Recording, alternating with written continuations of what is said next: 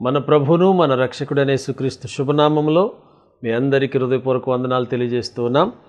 Calvary విజయం programme వీక్షిస్తున్న మీ కుటుంబాలను దేవుడు సమృద్ధిగా దీవించాలని మీ కొరకు అనుదినం ప్రార్థన చేస్తూ ఉన్నాం. ప్రియులారా, ఈ సమయంలో పరిశుద్ధ బైబిల్ గ్రంథంలో నుంచి మనం ధ్యానం నిమిత్తమై కీర్తనల గ్రంథం 61వ అధ్యాయం 1 నుండి 4 వచనాలు చదువుకుందాం. దేవా, నా మొర్ర ఆలకింపుము, నా ప్రార్థనకు చెవియొగ్గుము.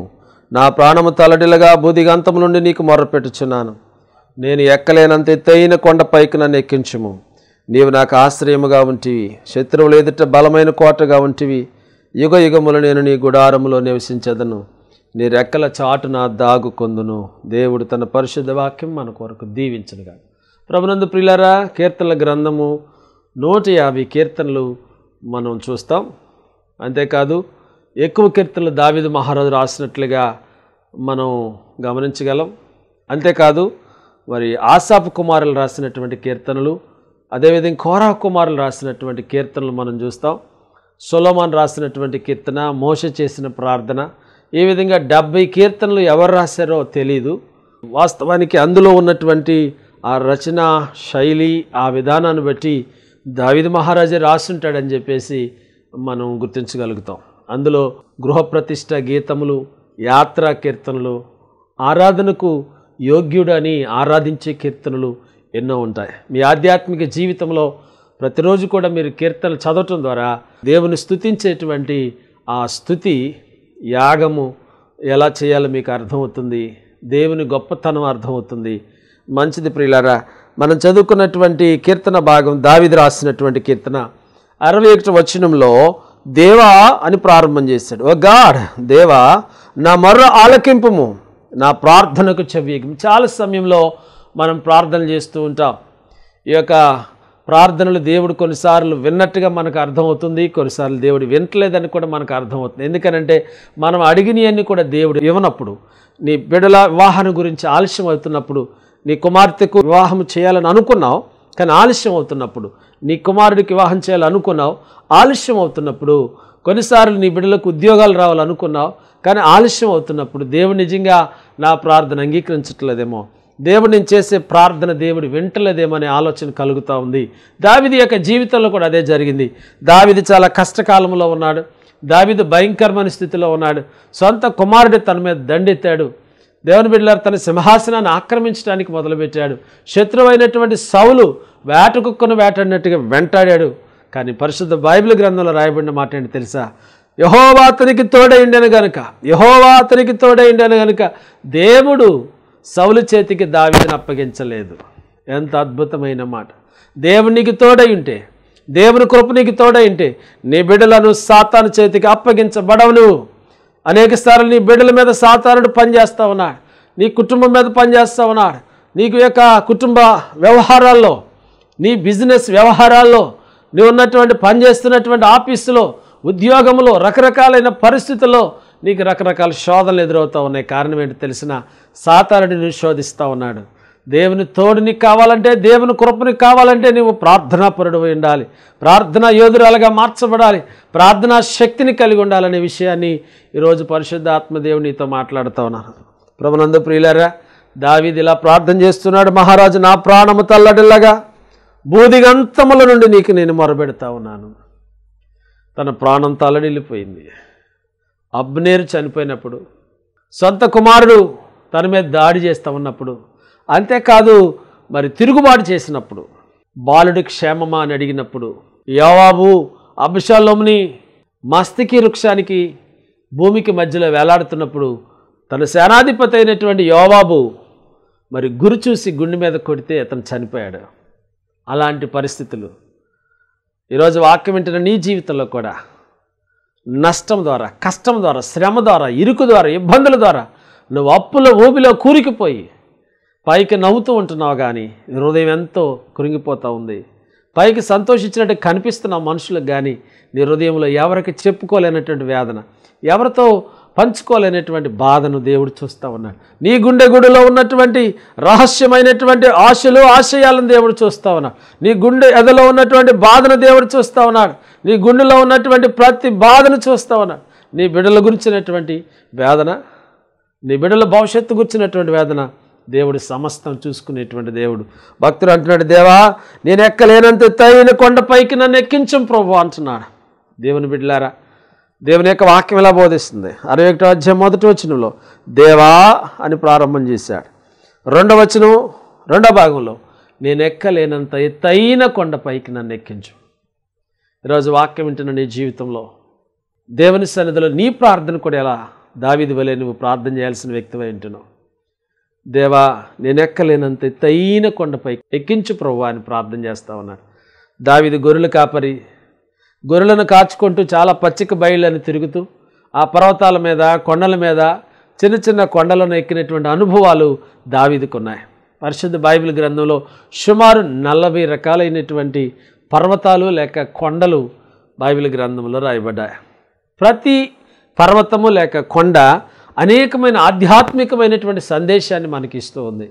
ఈరోజు వాక్యం వింటున్న నా ప్రియమైన సహోదరులారా, దేవుని యొక్క వాక్యాన్ని మనం చూస్తే దావీదు గొర్రెలను కాచుకుంటూ గొర్రెలను మేపుతూ అనుకునేవాడంట పైన ఉన్నటువంటి యెరూషలేము ప్రాంతంలో ఉన్నటువంటి కొండలను చూసి, మోరియా కొండ, సీనాయి కొండ, ఒలీవల కొండ, ఇంకా హెర్మోను పర్వతం, కర్మేలు పర్వతం, సీనాయి పర్వతం, హోరేబు పర్వతం, వీటన్నిటిని చూసినప్పుడు నేను కూడా ఈ కొండను ఎక్కాలి, ఈ పర్వతాలను ఎక్కాలి అని అనుకున్నాడు. కానీ దేవుని బిడ్డలారా, మరి ఎప్పుడు ఎక్కుతాడో ఎలా ఎక్కాలో అతనికి అర్థం కాల. నా కెపాసిటీ సరిపోతుందా, నా జ్ఞానం సరిపోతుందా, నా ఆలోచన సరిపోతుందా, నాకున్న డబ్బు సరిపోతుందా అని అనేకసార్లు మనం కూడా అనుకుంటాం.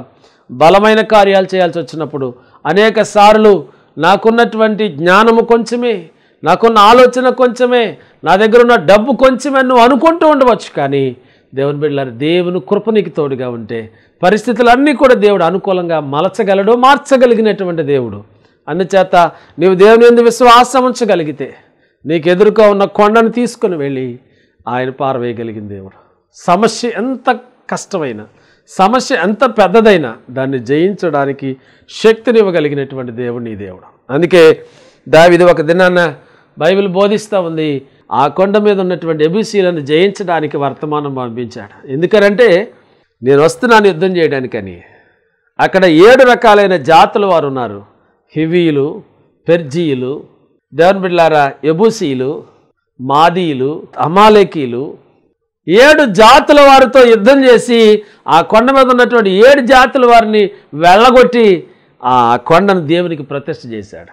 దేవుని నామమునకు మహిమ కలుగునుగా. ఐగుప్తులో ప్రారంభమైన ఇశ్రాయేలు యొక్క జనాంగమే, వాళ్ళ యొక్క ఉద్దేశం ఏమిటంటే దేవుడు వాగ్దానం చేసినది కనాను ప్రాంతం, అది పాలు తేనెలు ప్రవహించేటువంటి ప్రాంతం. పాలు నేల మీద వేస్తే ఎత్తుకోవచ్చు, అది శ్రేష్టమైనటువంటి ప్రాంతం. దానిని దేవుడికి ప్రతిష్ఠించాడు. సర్వసాధారణంగా బలహీనమైనవి, ఎందుకు పనికిరానివి, పండనివి, చవిటి భూములు, చవిటి పర్రలు దేవునికి ఇవ్వాలని ఆశిస్తూ ఉంటాం. కానీ శ్రేష్టమైన కొండను దేవుని కొరకు ప్రతిష్ఠించాడు.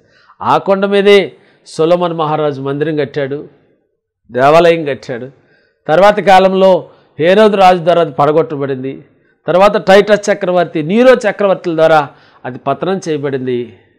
ఎక్కడైతే ఇస్సాకు బలిచ్చాడో ఆ ప్లేస్లోనే ఇప్పుడు మరలా డోమ్ ఆఫ్ ద రాక్ అని కట్టబడింది సోదరులారా. అది పడగొట్టి కడవరి మందిరాన్ని కట్టిన వెంటనే దేవుని రాకడ వస్తుందని లేఖనాలు మనకు బోధిస్తూ ఉన్నాయి. దేవుని వాక్యం వింటున్నటువంటి ప్రియ సోదరులారా, దేవుని యొక్క వాక్యంలో మీరు చూసినట్లయితే, దేవా ఈ కుటుంబాన్ని నేను ఈదలేను, ఈ కుటుంబ సమస్యలు కష్టాల్లో నేను ముందు కొనసాగించలేకపోతున్నాను నువ్వు అనుకుంటూ ఉండవచ్చు.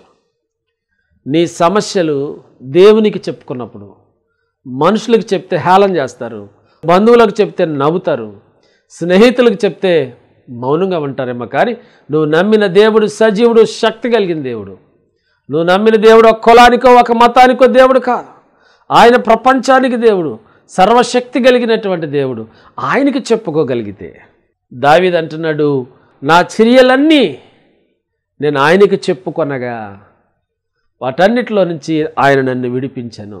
నాకు శ్రమ కలిగింది, నా శ్రమలో నేను దేవునికి మొర్రపెట్టి తిని ఆయన తన ఆలయంలో ఆలకించి వాటన్నిటి నుంచి కూడా నన్ను విడిపించాడు. 18వ కీర్తన 12వ వచనంలో ఎలా అంటున్నా, నా మొర్ర ఆయన చెవులో జొచ్చెను, దేవుడు విడిపించాడు, సహాయం చేశాడు.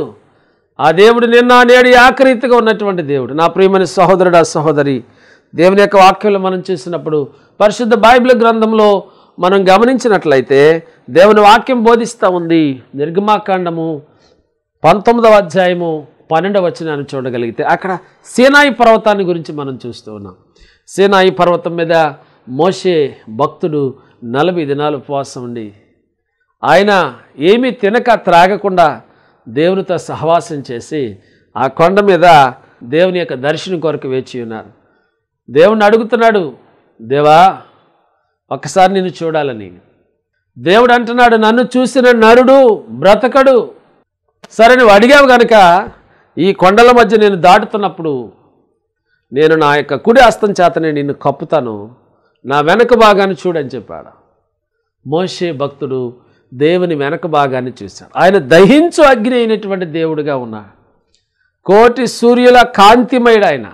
ఒక సూర్యుడే ఈ ప్రపంచానికి ఇంత వెలుగునిస్తూ ఉంటే, ఇంత ఉష్ణాన్ని ఇస్తూ ఉంటే, మండే గోళవని మనం వింటూ ఉంటే, కోటి మంది సూర్యులు కలిపితే ఎంత తేజస్సు ఉందో, ఎంత ప్రకాశవంతం ఉందో అంత మహిమ కలిగిన దేవుడు.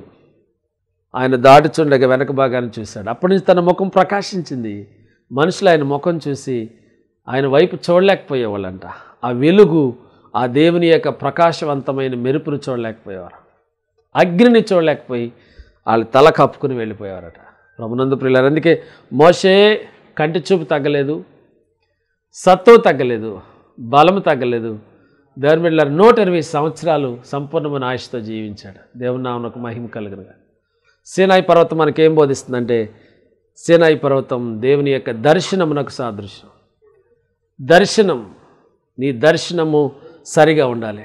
What is your vision? నీ సంఘ విషయంలో, నీ వ్యక్తిగత విషయంలో నువ్వు చాలా జాగ్రత్తగా బిహేవ్ చేయాలి. నీకు వచ్చిన దర్శనాలన్నీ దేవుడిచ్చే కాదు. సైతానుడు కూడా కొన్ని దర్శనాలు ఇస్తాడు, సైతానుడు కూడా కొన్ని కళలు ఇస్తాడు, బ్రహ్మపరిచే ఆత్మ కూడా నిన్ను కొన్ని కళలు ఇస్తుంది. అది వాక్యానుసారంగా ఉందో లేదో నువ్వు చూసుకోవాలి. రెండవదిగా చూస్తే ఆదికాండము 8వ అధ్యాయము 4వ వచనం, ఆ ఓడ అరారాతు కొండ మీద నిలిచినని వాక్యంలో రాయబడింది. జలప్రలయం వచ్చినప్పుడు దేవాది దేవుడు ఈ ప్రపంచానికి 120 సంవత్సరాలు సువార్త ప్రకటించమని నోవహు అనే భక్తుని ఏర్పాటు చేసుకున్నాడు. ఆయన ప్రకటించాడు జలప్రలయం రాబోతుందని. జనులు ఏమాత్రం కూడా ఖాతరు చేయలేదు. దేవుని ఆజ్ఞను వారు ఏమాత్రం కూడా అంగీకరించలేదు, హేళన చేశారు. ఈ దినాల్లో కూడా చాలామంది హేళన చేసేవారు, దూషించేవారు ఎక్కువైపోయారు. ఒక సమయం రానే వచ్చింది, జలప్రలయాన్ని దేవుడు రప్పించినప్పుడు అందరూ చనిపోయారు. కానీ నోవహు అతని కుటుంబం మాత్రమే బ్రతికింది ఈ ప్రపంచం మీద. ఆ జలప్రలయంలో దేవుడు ఎలా సురక్షితంగా ఉంచాడంటే అరారాతు కొండ మీద దాన్ని నిలిపినని వాక్యంలో రాయబడింది. కాబట్టి నా ప్రియమని సహోదరులారా, అరారాతు కొండ నీకేం బోధిస్తుందంటే జలప్రలయం నుంచి వారిని రక్షించింది. కాబట్టి రక్షణకు సాదృశ్యంగా ఉంది. ఒక వ్యక్తి ఆశీర్వదించబడాలంటే రక్షణ పొందటం అనేది ఎంతైనా ఆశీర్వాదం. బైబిల్ గ్రంథం బోధిస్తే ఇదే మిక్కలు అనుకూలమైన సమయం, ఇదే రక్షణ దినం అని వాక్యం బోధిస్తూ ఉంటుంది. ఎంతకాలం తిరుగుబాటు చేస్తావు? ఎంతకాలం దేవుని దగ్గర రాకుండా తిరుగుతూ ఉంటావు? ఎంతకాలం కొట్టబడతావు సమస్యలతో, శోధనలతో, ఇబ్బందులతో, ఇరుకులతో? ఒకసారి ఆలోచించే. ప్రయాసపడి భారం మోసుకున్న సమస్త జనులారా నా యొద్దకు రండి, నేను మీకు విశ్రాంతిని, నెమ్మదినిస్తారని దేవుని వాక్యం బోధిస్తాం. మూడవదిగా మనం చూసినట్లయితే నిర్గమాకాండం 3వ అధ్యాయం 1వ వచనం నుంచి మనం చదవగలిగితే అక్కడ హోరేబు పర్వతాన్ని గురించి మనం చూస్తాం. హోరేబు అనగా దేవుని బిడ్డలారా, హోరేబు కొండ పరిశుద్ధతకు సాదృశ్యంగా ఉంది. పరిశుద్ధుడైన దేవుడు ఆ కొండ మీద నివసించినట్లుగా, దేవుడు మొట్టమొదటిగా మాట్లాడినట్లుగా మనం చూస్తాం. మోషే దేవుని స్వరాన్ని విన్నట్లుగా మనం చూస్తున్నాం. కాబట్టి రక్షించబడిన ప్రతి బిడ్డ, ప్రభు చెప్పారు, యేసు ప్రభు ఈ లోకంలో ఉన్నప్పుడు నేను పరిశుద్ధుడైన ప్రకారం మీరు కూడా పరిశుద్ధులై ఉండండి. పరిశుద్ధత లేకుండా ఎవడు దేవుని చూడలేదు. దేవుని వాక్యం వింటున్న ప్రియులారా, దేవుడు నేను పరిశుద్ధులుగా ఉండడానికే పిలిచాడని వాక్యం బోధిస్తూ ఉంటుంది.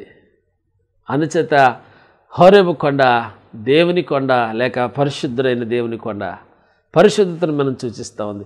4వదిగా మనం చూసినప్పుడు మత్తయి సువార్త 17వ అధ్యాయం 1 నుంచి 4 వచనాలు మనం చూడగలిగితే అక్కడ యేసు ప్రభువారు రూపాంతర కొండ మీదకి ఎక్కారు. అక్కడ ఆయన రూపాంతరం చెందారు. దేవుని బిడ్డలారా, మోషే, ఏలియా వచ్చి ఆయనతో మాట్లాడుతూ ఉన్నారు.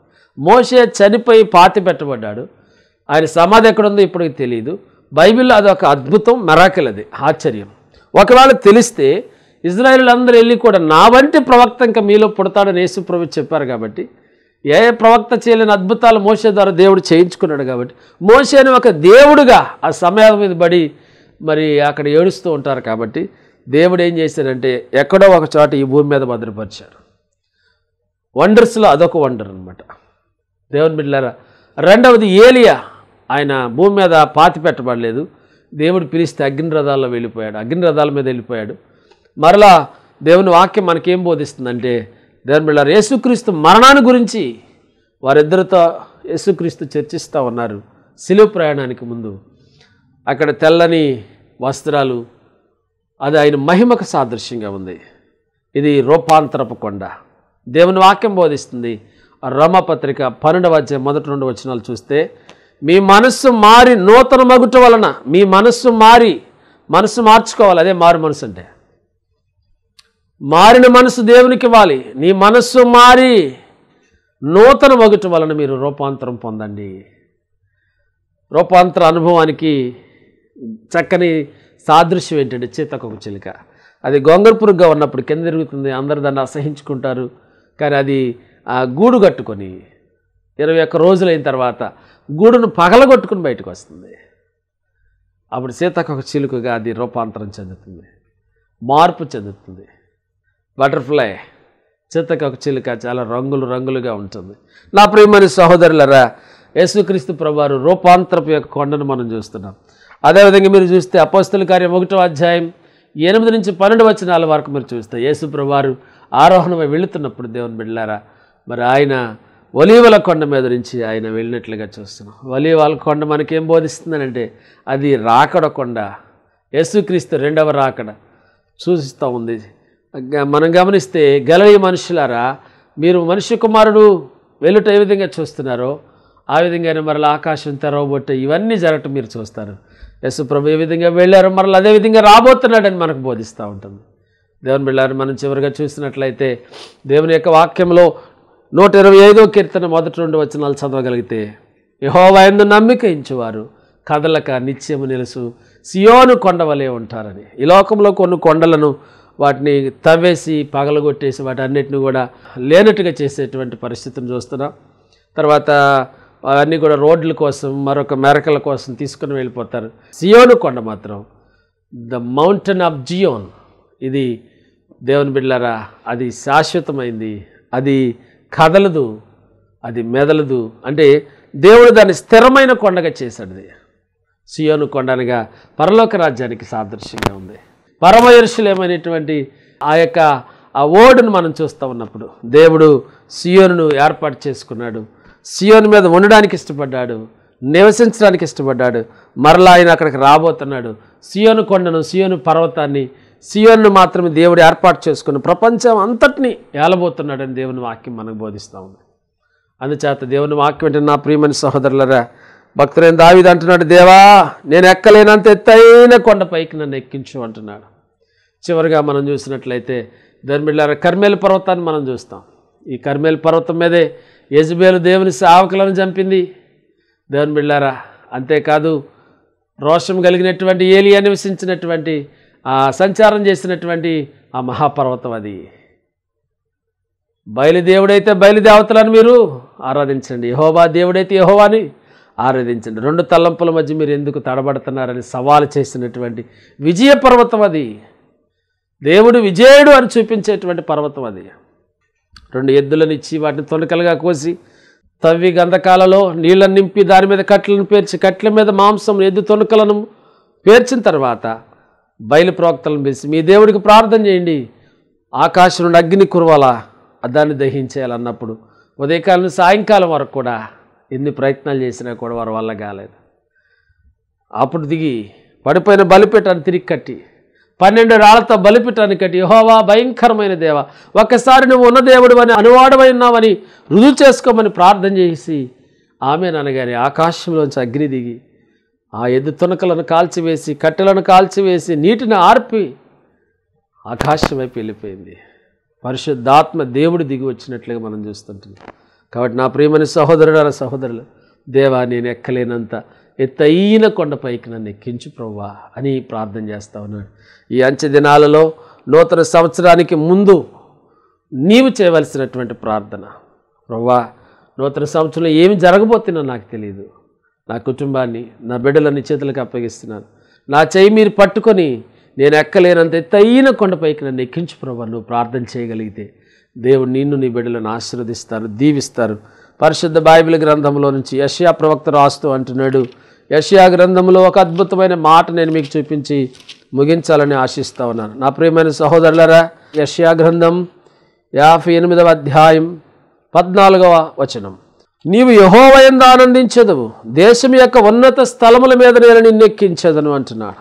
నీవు దేవుని యందు ఆనందించెదవు, దేశం యొక్క ఉన్నతమైన స్థలములు, కొండ ఉన్నతమైంది, ఎత్తైంది. ఈ లోకంలో నీ బిడ్డలను నీ కుటుంబాన్ని కూడా దేవుడు ఉన్నతమైన ఆశీర్వాదాలతో నింపాలని ఆశిస్తావు. ఉన్నతమైన దీవెనలు, ఉన్నతమైనటువంటి పదవులతో నిన్ను అలంకరింప చేయాలని, ఉన్నతమైనటువంటి ఉద్యోగాలు నీ బిడ్డలకి ఇవ్వాలని, ఉన్నతమైనటువంటి భవిష్యత్తు నీకు ఇవ్వాలని దేవుడు కోరుకు, ఉన్నతమైనటువంటి అద్భుతమైనటువంటి కార్యములు నీ కుటుంబంలో జరిగించాలని దేవుడు ఆశిస్తుంది. ఎప్పుడు జరుగుతాయి? 13వ వచనంలో చెప్పాడు, నా విశ్రాంతి దినమును వ్యాపారం చేయకుండా నాకు ప్రతిష్ఠితమైన దినమని ఊరుకుండని. నెంబర్ 1 విశ్రాంతి దినం. పాత నిబంధనలో శనివారం, కొత్త నిబంధనలో ఆదివారం ప్రభు దినం. అందుకని దానిని వ్యాపారం చేయకూడదు. రెండవది, నాకు ప్రతిష్ఠితమైన దినమని నువ్వు ఊరుకుండాలి, దేవునికి దాన్ని డెడికేట్ చేయాలి. ఆ రోజు విస్తారమైన పనులు పెట్టుకోకూడదు. మూడవది, అది మనోహరమైనది, దేవునికి మనోహరమైనదిగా నువ్వు చూడాలి.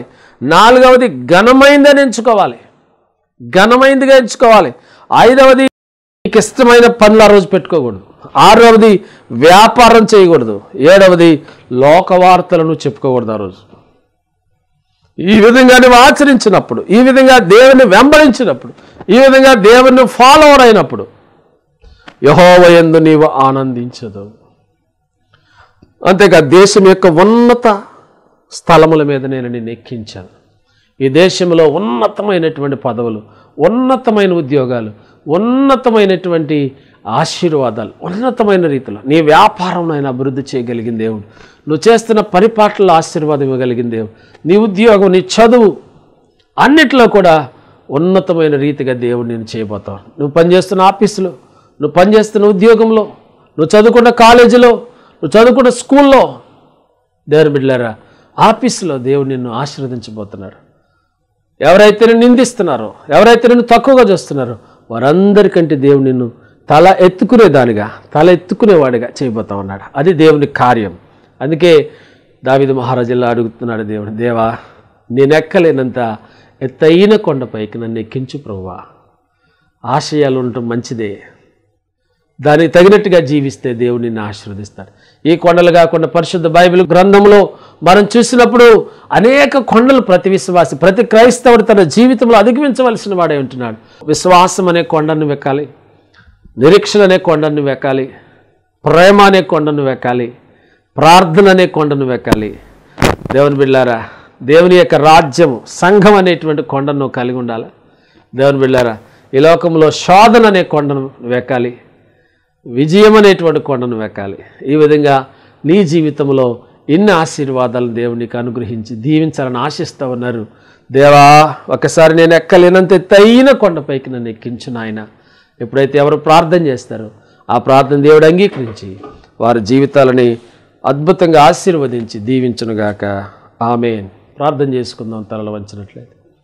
సర్వశక్తి మిక్కిలి కనికరము కలిగిన తండ్రి, దావీదు మహారాజు ప్రార్థన చేస్తూ ఉన్నాడు, దేవా నేను ఎక్కలేనంత ఎత్తైన కొండపైకి నన్ను ఎక్కించుమని. ప్రభా యెబూసీయులు నివసించినటువంటి కొండ ప్రాంతమును దేవుని కొరకు నేను జయించాలనుకుని జయించి అక్కడ నీ మందిరాన్ని ప్రతిష్ఠ చేశాడు తండ్రి.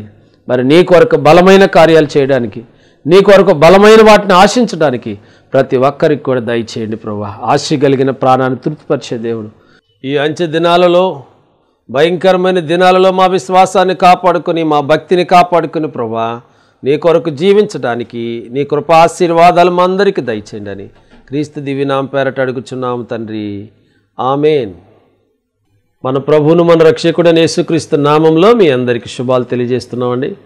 ఈ ప్రోగ్రాం వీక్షిస్తున్నటువంటి మీ అందరినీ కూడా దేవుడు దీవించాలని మనసారా మరొకసారి మిమ్మల్ని అందరి కొరకు దేవుని స్తుతిస్తూ మీ అందరినీ కూడా బ్లెస్ చేస్తున్నాను. God bless you. దేవుడు మిమ్మల్ని దీవించునుగాక. కలవరపడినే కొండల వైపు నా కన్నులెత్తుదునా, కొండల వైపు నా కన్నులెత్తి కొదువతో నేను కుమిలెదనా, కొదువతో నేను కుమిలెదనా. కలవరపడినే కొండల వైపు నా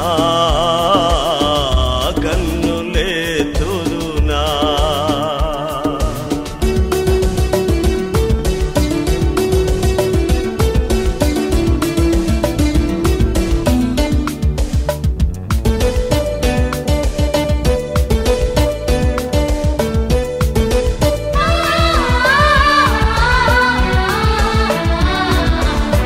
నీవు నాకుండగా,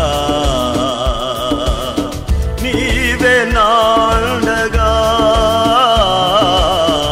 నీవు నాకుండగా, నీవే నాండగా, నీవే నా, నీవే నా, నీవే నా, నీవే నా ఆత్మదాహము తీర్చిన వెంబడించిన బండవు. కొండల వైపు నా కన్నులెత్తి కొదువతో నేను కుమిలెదనా, కొదువతో నేను కుమిలెదనా. సర్వకృపానిధివి, సంపదలగనివి, సర్వకృపానిధివి, సంపదలగనివి. సకలము సకలము సకలము సకలము చేయగల నీవైపే నా కన్నులెత్తి చూచెదా. కొండల వైపు నా కన్నులెత్తి కొదువతో నేను కుమిలెదనా, కొదువతో నేను కుమిలెదనా.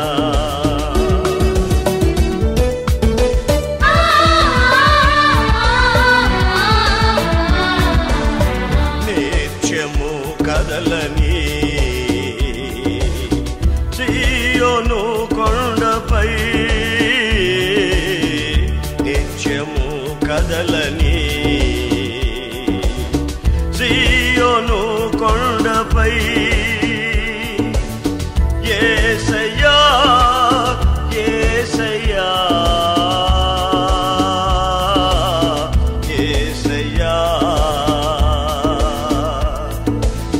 యేసయ్యా, నీదు ముఖము చూచుచూ పరవశించి పాడెదా. కలవరపడినే కొండల వైపు నా కన్నులెత్తుదునా, కొండల వైపు నా కన్నులెత్తి కొదువతో నేను కుమిలెదనా, కొదువతో నేను కుమిలెదనా. కలవరపడినే కొండల వైపు నా